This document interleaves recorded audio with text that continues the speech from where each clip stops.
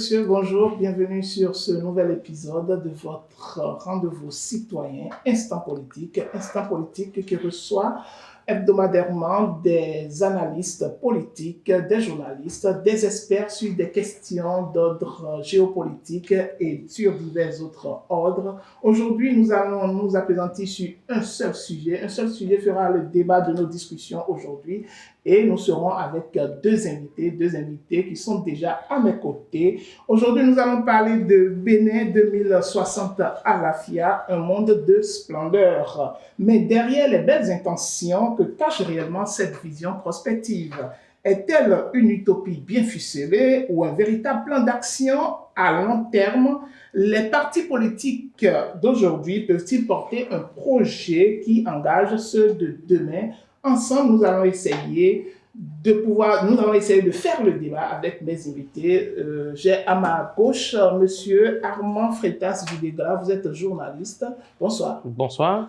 Oui, et à ma droite, bonsoir à tous. Oui, merci beaucoup d'être présent sur ce plateau. Bonsoir, mon très cher ami de tous les temps, Yedafon Koutchémé, vous êtes journaliste, analyste géopolitique. C'est un plaisir de vous recevoir une fois encore sur ce plateau.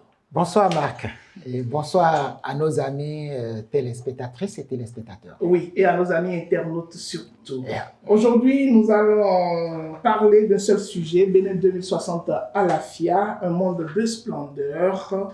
Il faut dire que l'énoncé court de cette vision Bénin 2060 à la FIA, c'est un pays de paix, de bien-être commun et de rayonnement.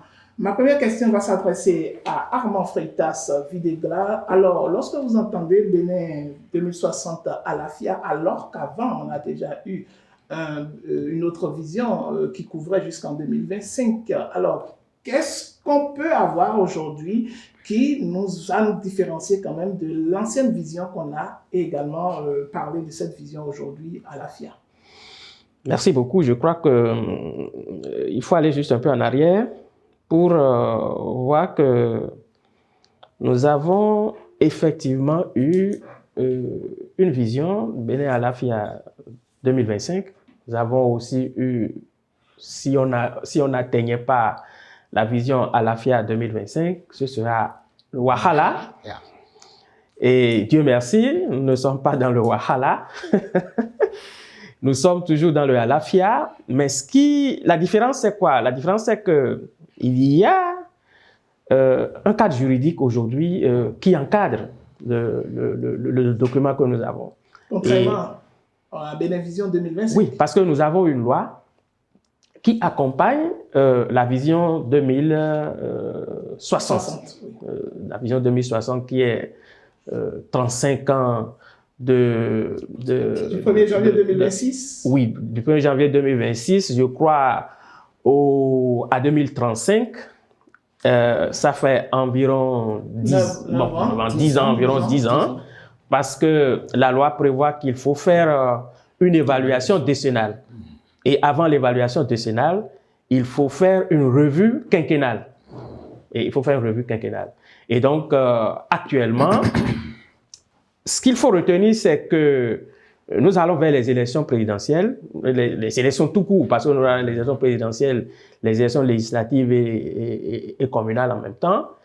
Et il faut dire que le premier jet, ou je vais dire la première séquence pour se conformer à la loi, la première séquence prévoit de 2026 à 2035.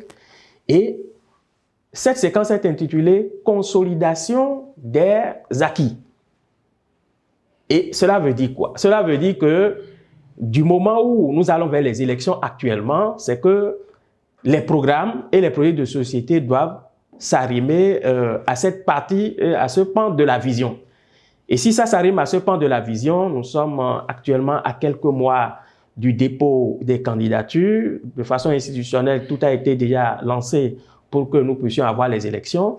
Cela veut dire que là où nous sommes actuellement, au niveau des états-majors des partis politiques, ce sera un bras-le-bas pour que les gens puissent essayer de nous faire sortir quelque chose qui sort de cette séquence qui est intitulée « La consolidation des acquis ».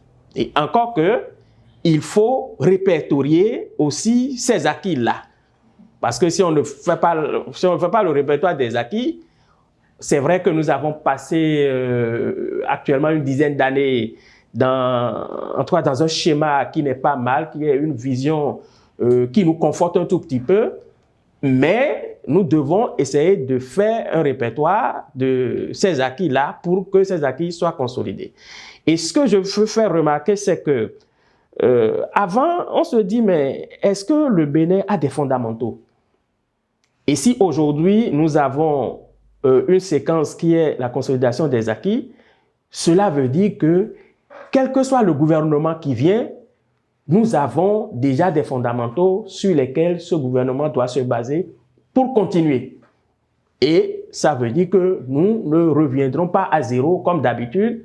Et un gouvernement vient, il reprend à zéro, on dit que c'est pour la première fois. Et là, à partir de 2026, nous n'aurons plus, comme on le dit, les premières fois. Alors, Yedafon Kouchemen, je voudrais quand même vous demander, lorsqu'on parle de consolidation des acquis, de quoi on peut parler? Oui, Armand a bien rappelé que d'abord, Bénin, 2060 à l'AFIA, est parti de la capitalisation des acquis de Bénin 2025 à l'AFIA. Heureusement, nous n'avons pas basculé dans le scénario Wahala, ce qui est déjà bien. Et même 2060 aussi a son scénario Wahala. Et l'innovation ici, si vous observez bien, 2025 à l'AFIA n'avait aucune base juridique. Il n'y avait pas un cadre réglementaire, un cadre institutionnel pour conduire cela. Cela veut dire que... Cela veut dire... son exécution. Est-ce que vous pouvez me dire quel gouvernement a clairement mis en œuvre les orientations, la vision? Non, mais le non, l'a dit. Ils ont eu à mettre ça a été fait en place, mais qui était en 2020. Ça a été fait en 2020 sous Kérékou. Sous Kérékou, avec Biotchane, bien sûr. En 2000, je dis en 2000. En 2000. Sous Kérékou, donc, ils ont essayé quelque chose. Mais le gouvernement qui a suivi, la vision qui était arrivée, vous n'allez pas me dire que cette vision était alliée sur 2025. Chacun venait avec une vision qui n'est arrimée à rien. Et c'est pour cela que Armand disait tout à l'heure, c'est la première fois. On reprend tout à zéro. L'innovation, cette fois-ci, c'est qu'on ne reprendra rien à zéro. Elle a dit que dans Bénin, à la FIA 2025, c'est comme si rien n'a été fait pendant tout ce... Ceux qui ont compris. Rien n'a été consolidé pendant ce temps, pendant le déroulement de Bénin à la FIA 2025. Personne n'était obligé de s'aligner sur cela. Il n'y avait aucune contrainte juridique. Aujourd'hui, 2060, il y a une contrainte.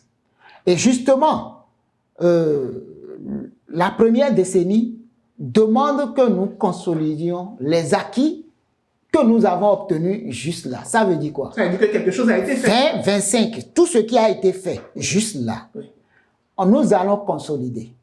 Et donc, ce qui oblige aujourd'hui les partis politiques à s'aligner sur cette vision.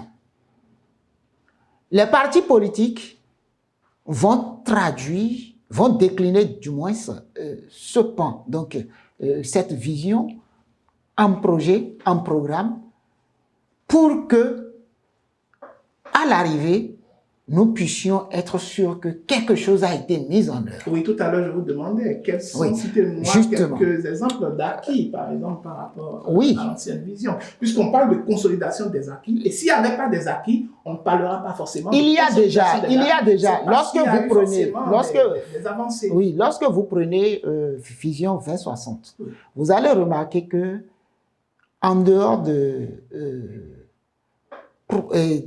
rayonnement culturel et international, la paix, le développement, tout ça a été contenu déjà dans la vision 2025. D'accord? Et aujourd'hui, sur le terrain, nous avons constaté qu'il y a un déploiement d'efforts pour maintenir la paix que nous avons, donc une stabilisation, parce que lorsqu'il n'y a pas la paix, tous les efforts pour le développement ou la modernisation sont vains. Oui. Donc, il y a la paix que nous devons consolider.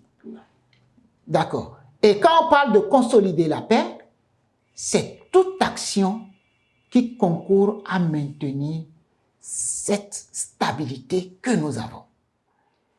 Que les communautés ne soient pas divisées, que les communautés ne soient pas obligées de s'affronter pour manger ou pour des intérêts, etc. Donc, c'est déjà un pas. Et cela, presque tous les gouvernements ont œuvré dans ce sens. Mais la nouveauté, peut-être depuis un certain temps, c'est l'effort de modernisation qui précède forcément le développement. On ne peut pas parler de développement sans investissement. Investissement industriel, donc promouvoir l'emploi. Et la promotion de l'emploi participe bien sûr au maintien de la paix, à la quiétude des gens.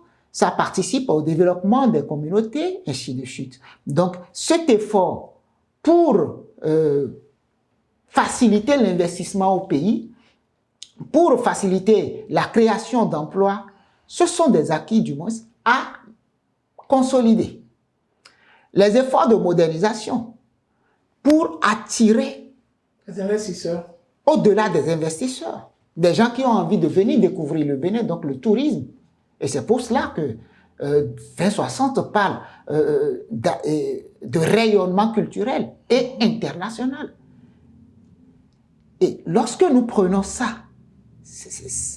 comment faire pour que cette ascension que le Bénin a pris à travers des actions pour faire la promotion de nos cultures, de nos valeurs, et même attirer, parce que quand on parle de tourisme, ça va au-delà de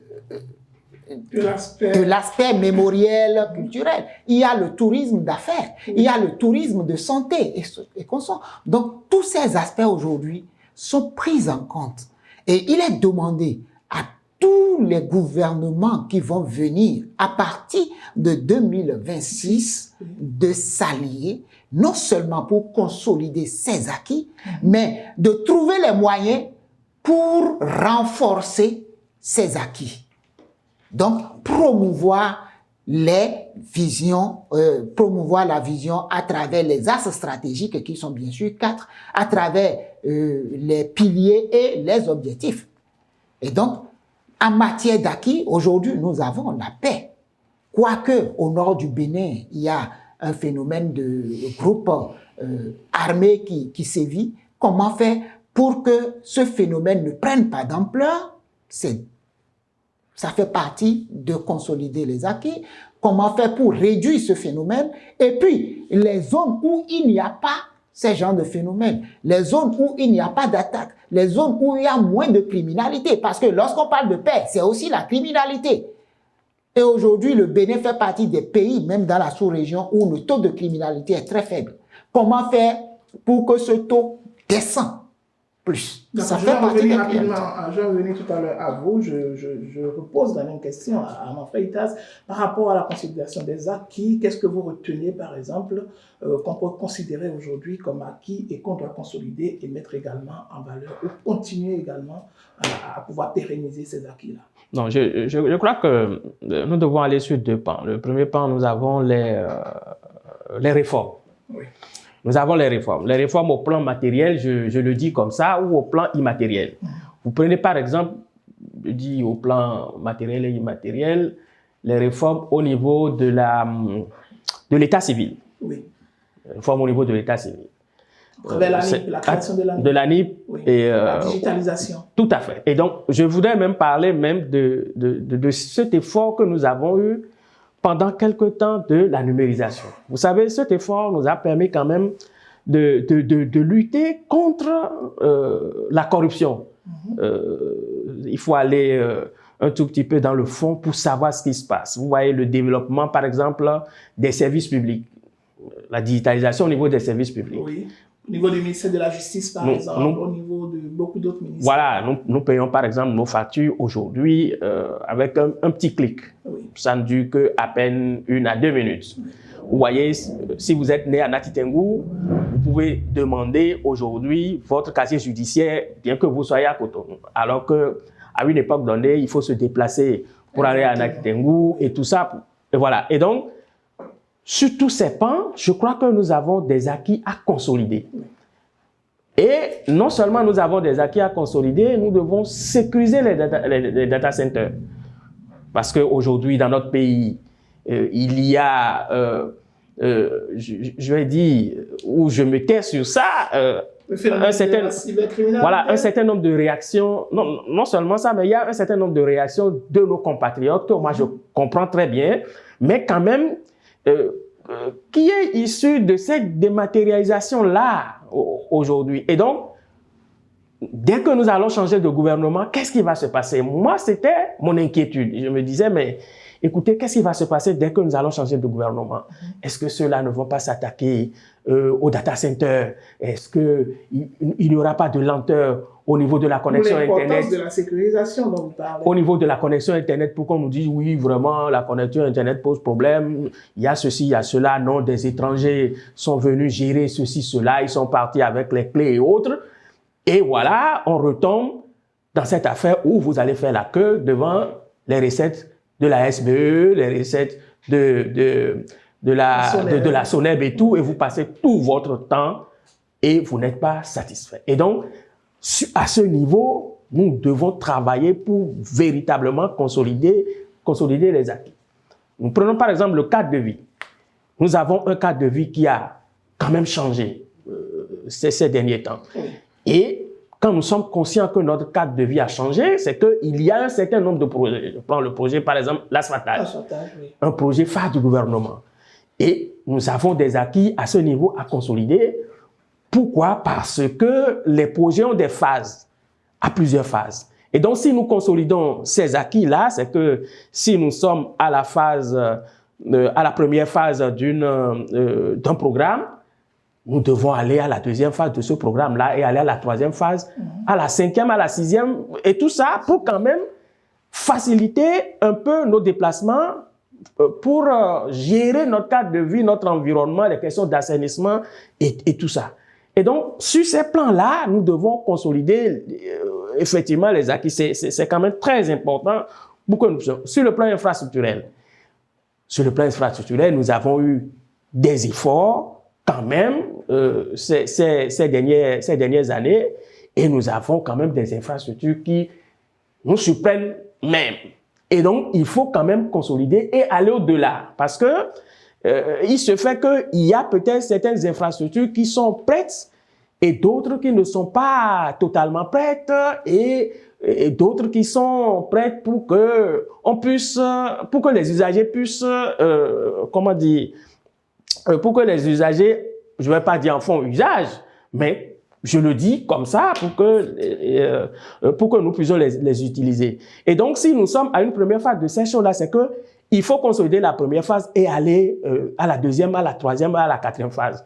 Et donc, je pourrais donner beaucoup d'exemples, mais nous devons être quand même concrets. C'est pourquoi je dis, il faut que nous répertorions les acquis pour que ceux qui doivent prendre le pouvoir demain ou après-demain sachent que nous avons quand même des acquis effectivement à consolider et que nous avons travaillé. Parce que c'est le bénéfice de nous tous. Hein. C'est vrai, le président de la République est le métronome. Et c'est lui qui a imprimé les marques. Mais nous avons, en tant que citoyens, et comme lui-même le dit, nous avons tous participé, nous avons fait des efforts pour qu'on soit là. Mais dans le fond, on parle on parle de bonne gouvernance, hein, de bonne gouvernance qui a caractérisé également la vision 2025, où il fallait quand même limiter un certain nombre de dégâts, tels que l'a dit Armand tout à l'heure, par exemple la digitalisation qui a permis quand même de pouvoir limiter le risque de corruption de part et d'autre. Alors, en matière de bonne gouvernance, qu'est-ce que pourra nous proposer, par exemple, la vision 2060 à la FIA? En matière de lutte contre la corruption, je crois que la consolidation, comme l'a dit Armand Freitas, c'est d'abord maintenir les acquis qui sont là. Et en matière d'acquis, il a bien fait de rappeler l'état civil, la gestion de l'état civil, qui est un gros nid de corruption au Bénin. Qu'ils vous souviennent, pour avoir une carte d'identité au Bénin, il y en a qui font 6 mois. Il y en a qui font... C'est tout un process. Aujourd'hui, en 1, 2, 3 clics, 7 jours chrono, votre carte nationale biométrique est disponible. Si c'est le CIP, c'est quelques secondes ou moins 1 minute ou maximum 2. Et vous avez votre CIP qui tient lieu de carte d'identité nationale à l'intérieur. Oui. D'accord? C'est une avancée notable qu'il faut consolider.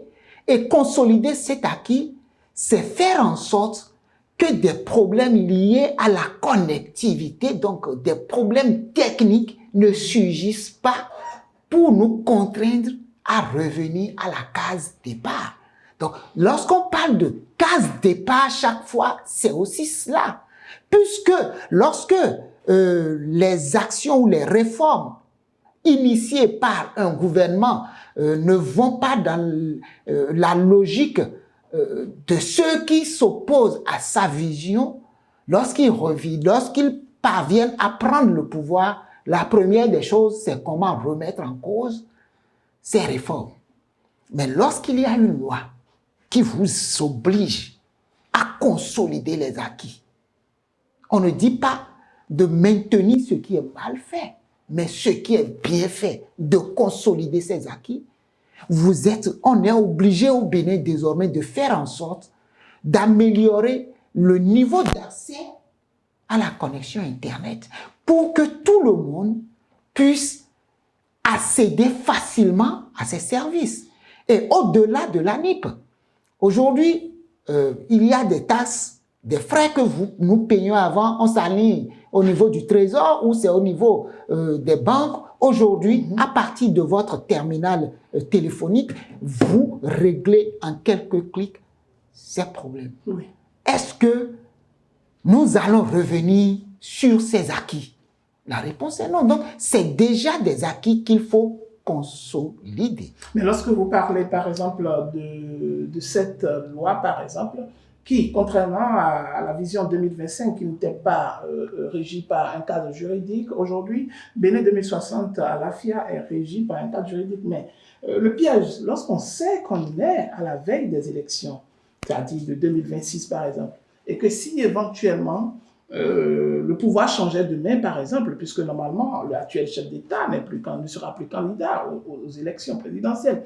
Alors si ça changeait demain, par exemple, et que c'est quelqu'un d'autre qui prenait la tête du pays, et avec une nouvelle classe politique, par exemple, est-ce qu'il n'y a pas possibilité qu'il puisse remettre en cause cette loi-là? Bon, tout est possible puisque nous sommes en politique. Mais le problème, c'est que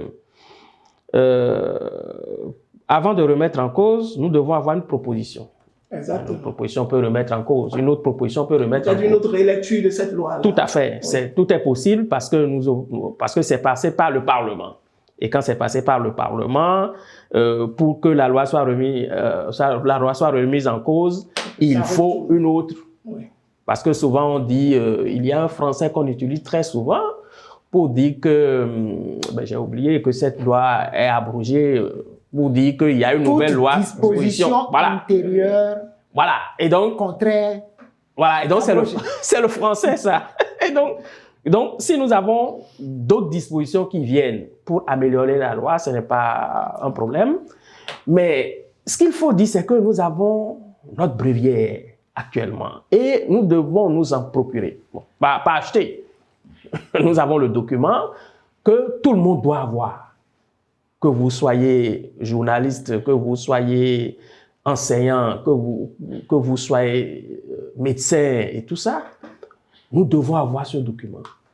Parce que ce document nous permet d'évaluer nos gouvernants. Pourquoi je le dis? C'est l'Assemblée nationale qui a voté cette loi. C'était un projet de loi envoyé par le gouvernement et l'Assemblée nationale vote la loi et le chef de l'État promulgue la loi. Ça veut dire que cette loi nous est imposée. Oui. et que ça s'impose à nous tous. Et si ça s'impose à nous tous, le chef de l'État prend les décrets d'application. Et donc, nous ne sommes pas dans le schéma où il y a juste un décret qui régit quelque chose. Nous sommes ici avec une loi. Et donc, ce sont nos représentants qui ont voté cette loi. Donc, ça veut dire que c'est nous. Ça veut dire que c'est nous, puisque ce sont nos représentants. Et moi, je n'ai plus peur de la remise en cause de quoi que ce soit. Il faut dire que les modalités d'application de cette loi seront régies par des décrets. Oui, par des décrets. Ce n'est pas, oui, comme toutes les lois, ce n'est pas un problème. Mais je n'ai pas peur de la remise en cause si on ne nous propose rien. Et là, ça va faire un tollé. Si nous savons bien régler ou si nous savons bien garder ce qu'on nous donne actuellement. Parce qu'il faut aussi une phase de vulgarisation de cette loi. Exactement. La loi, en plus, le document, parce que c'est très important, ce document, tout le document fait 140 et quelques pages. Et si vous prenez tout ça et que vous lisez, surtout vous lisez d'abord la loi qui est quelques pages, je crois que vous avez une vue ou un aperçu de ce qui est contenu dans le document, dans ce document stratégique pour nous pendant les 35 prochaines années. Alors, lorsqu'on parle des 35 prochaines années, par exemple, c'est-à-dire c'est tout le Bénin qui est mis dedans. Oui. C'est tous les acteurs politiques qui sont mis dedans. Non seulement les acteurs politiques, les autres acteurs de la société civile, les autres acteurs du secteur privé. Ma question je vais revenir rapidement à vous par rapport à cette question. La question que je voudrais poser à Kouchene, c'est de demander, est-ce que vous pensez que tous les acteurs politiques à divers niveaux ont été associés à cette loi? Est-ce qu'ils ont été associés à cette loi lorsque nous savons que c'est une loi, d'accord, qui a une vision prospective à long terme, c'est-à-dire de 35 ans. Ça veut dire que ce n'est pas forcément les acteurs d'aujourd'hui qui seront forcément au four et au moulin lorsqu'il y aura l'exécution de cette loi. Alors que les acteurs politiques d'aujourd'hui, est-ce que vous pensez qu'ils ont été associés, par exemple, à cette vision-là, par exemple? L'élaboration de cette vision, le processus d'élaboration est dit inclusif. Plus de 20 000 Béninois ont été sollicités pour contribuer à l'élaboration de ce document. Tout le monde ne pouvait pas être sollicité. Donc, l'essentiel est fait par des Béninois, des échantillons de chaque groupe social. Des groupes sociaux ont été sollicités. Et pour que cela reflète l'opinion nationale, le gouvernement a soumis le document final rédigé aux parlementaires qui sont censés représenter tout le peuple. Et donc, lorsque le Parlement adopte, c'est tout le peuple qui a adopté, même quelle que soit la classe politique. Oui, vous êtes sûr que tous nos honorables députés à l'Assemblée nationale ont bien pris le contenu ou bien connaissent bien le contenu de cette vision? Ce que je sais, c'est une loi adoptée à l'unanimité. Oui. Tous les 109 députés ont voté cette loi. Et aujourd'hui, on ne me dira pas qu'il n'y a qu'une seule classe ou un seul groupe politique à l'Assemblée. Non. Et donc, autant les Béninois qui s'opposent à la vision actuelle que des Béninois qui soutiennent, qui se retrouvent au Parlement, ont approuvé cette vision prospective. Et je ne vois pas ce qui va amener un autre groupe à vouloir remettre en cause. Et la loi a prévu son mécanisme pour l'améliorer. C'est pour ça qu'il y a une évaluation chaque année, tous les 10 ans on doit. Donc tout est prévu. Et c'est un document, c'est une loi. Que ce soit la vision en elle-même, plus la loi, l'ensemble est un corpus de lois. Et cela devient un outil de veille citoyenne à tous les Béninois.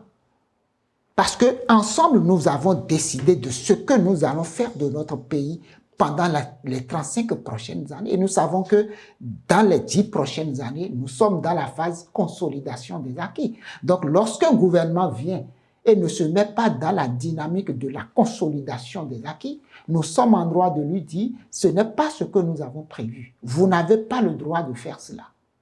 Ok, merci M. Yedafon Koucheme. On vous aura compris, M. Armand Freitas Filegla. Tout à l'heure, nous allons revenir sur quelques aspects qu'on n'a pas encore abordés au cours de cette émission, puisque les populations béninoises attendent des réponses concrètes par rapport à cette vision Bénin 2060. Et nous allons en parler, l'accès à l'eau, santé, éducation, emploi, beaucoup d'autres volets qu'on va aborder tout à l'heure, juste après ceci.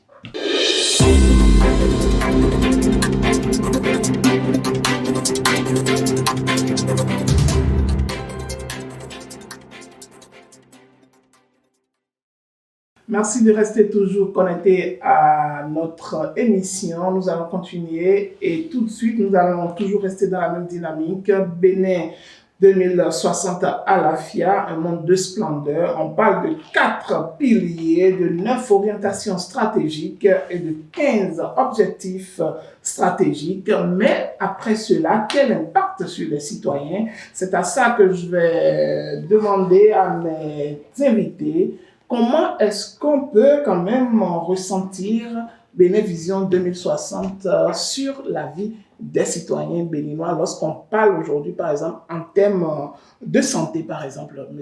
Armand? Oui, merci. Je crois que nous devons, pour ça, exploiter le cadre institutionnel. Parce que nous avons un cadre institutionnel qui, je dirais, encadre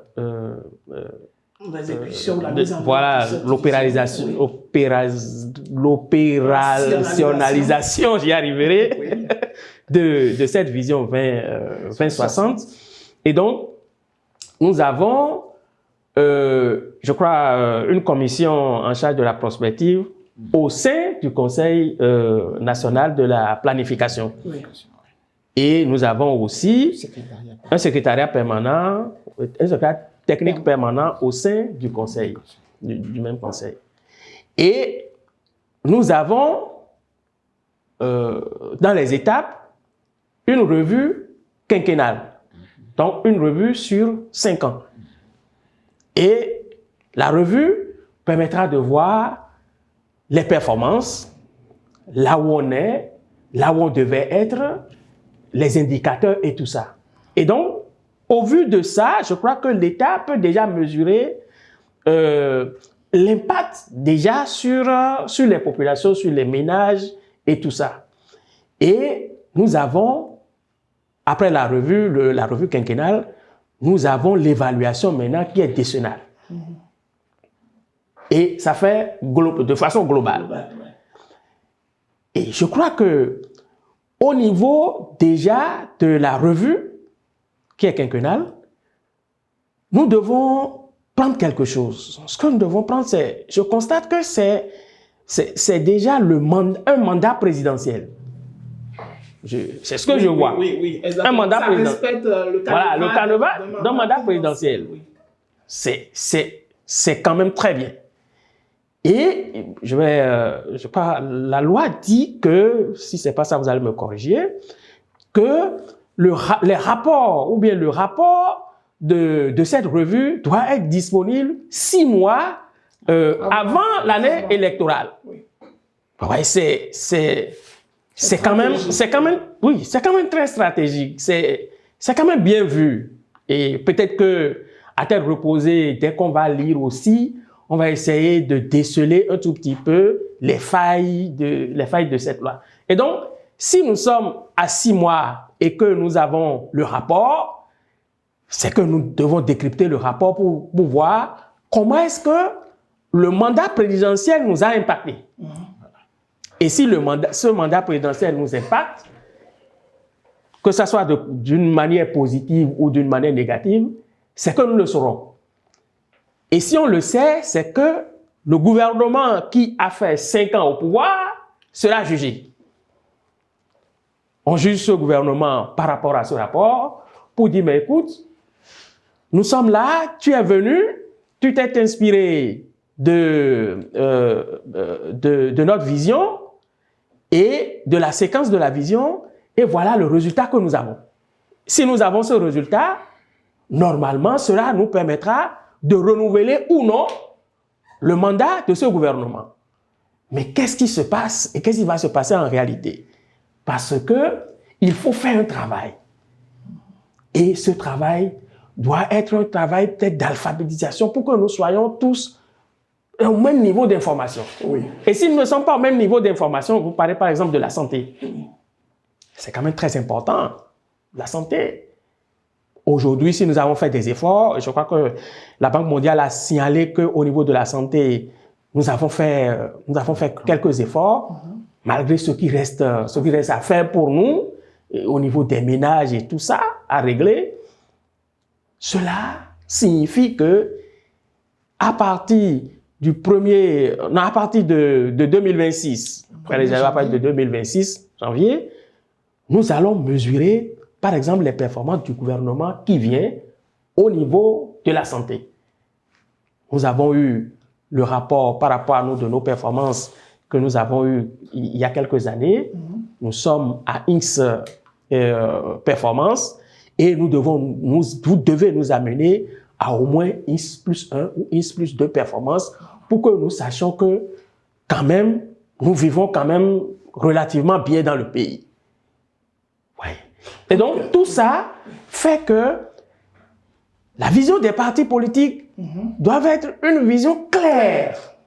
Qui soit en accord avec la vision. Puisque là, maintenant, nous allons aux élections. Nous sommes à quelques mois des élections.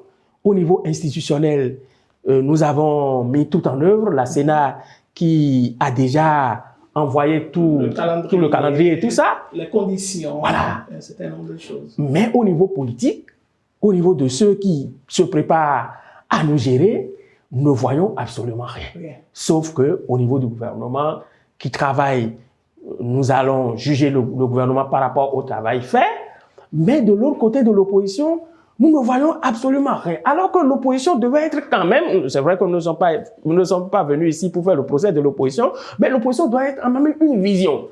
L'opposition doit aussi nous projeter dans l'avenir, et comme le dit la loi, en s'inspirant de la séquence que nous avons aujourd'hui. Quand on parle de gouvernement et qu'on parle des partis politiques également, vous parlez de l'opposition, mais l'autre classe également ne nous propose rien pour le moment en ce qui concerne leur vision pour la suite. Non, pour les partis qui soutiennent le pouvoir, je crois que nous n'avons pas de, nous n'avons pas de procès à leur faire. Parce qu'eux, ils défendent un bilan.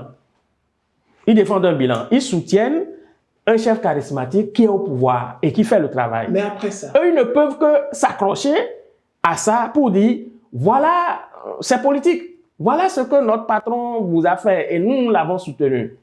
Si nous amenons quelqu'un, c'est que la personne doit continuer sur ses pas. Oui. Et ça, c'est véritablement politique. Alors, je voudrais quand même vous demander que c'est vrai que cette vision 2060, ça permettra également au bout des 5 premières années de pouvoir évaluer, d'accord, le travail fait par les dirigeants, d'accord, tel que l'a dit Armand. Mais la seconde chose, vous ne pensez pas qu'il manque un travail de vulgarisation, par exemple, au niveau de cette vision 2060?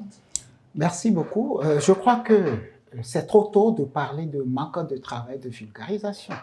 La loi vient d'être adoptée.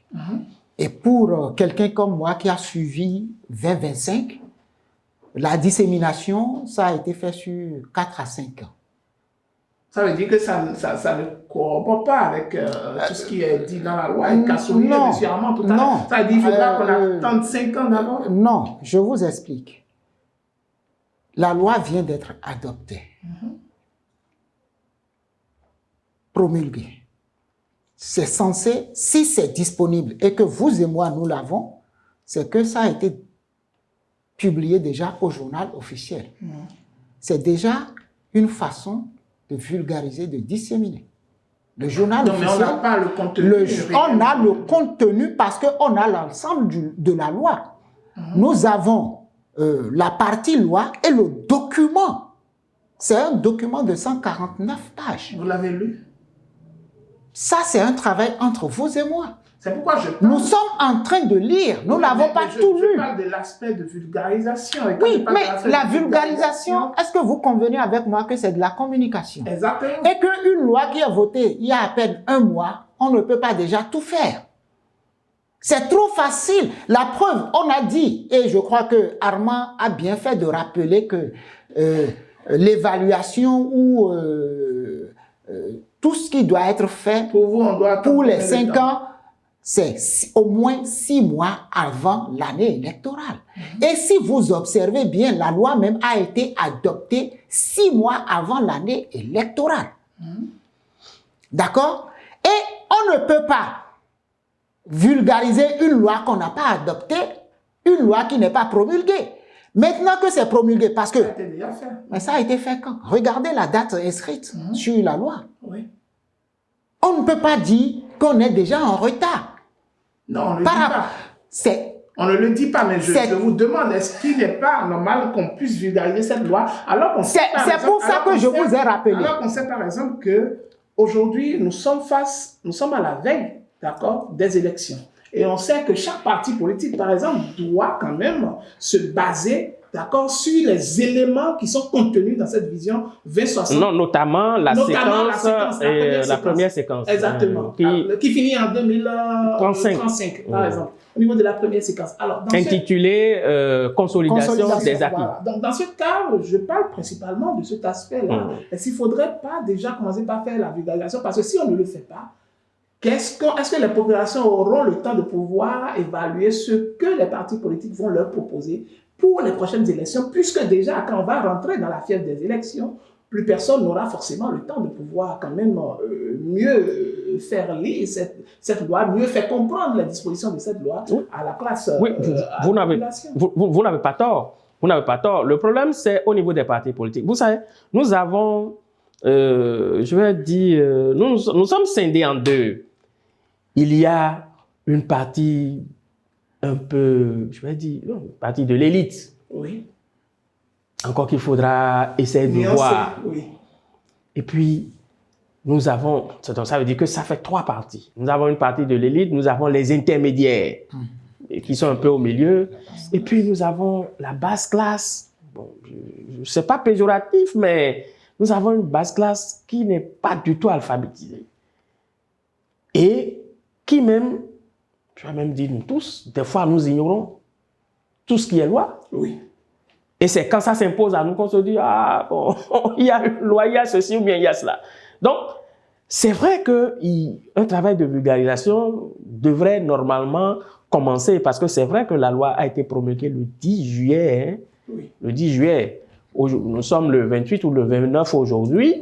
Vous voyez, il y a effectivement quelques jours. Mais elle est quand même très importante pour nous. Parce que c'est sur ça que nous allons nous baser pour faire les prochaines élections. D'autant que, vous savez, disons nous aussi les 4 vérités. Il y a certains qui croient que, bon, nous allons voter contre talon. Nous allons voter contre talon. Quel que soit ce qu'il va nous amener dans ce pays, même s'il le décroche de la lune, même s'il décroche du ciel, nous allons voter contre lui. Parce que nous avons souffert. Nous avons souffert, c'est trop dur pour nous, ceci ou cela. Et quand vous avez ça, parce que dans l'opinion publique, il y a ça. Quand vous avez ça, ça veut dire que les populations pensent que d'autres personnes peuvent quand même essayer d'améliorer leur vie. Oui. Essayer d'améliorer leur vie. Et quand c'est essayer d'améliorer leur vie, alors que nous avons une séquence de consolidation des acquis, ça pose un problème. Ils peuvent être quand même éblouis pour dire, ah, nous avons compté sur vous pour chasser Talon et chasser Sesbi, et maintenant, vous venez maintenant, c'est ce qu'il a fait là, que vous continuez de faire. C'est quoi cette affaire-là? Alors qu'ils ignorent en réalité que ça concorde avec la vision. Avec la vision. 60, au moins le premier palier. Voilà. Et donc, ça veut dire que les partis politiques doivent faire un travail énorme.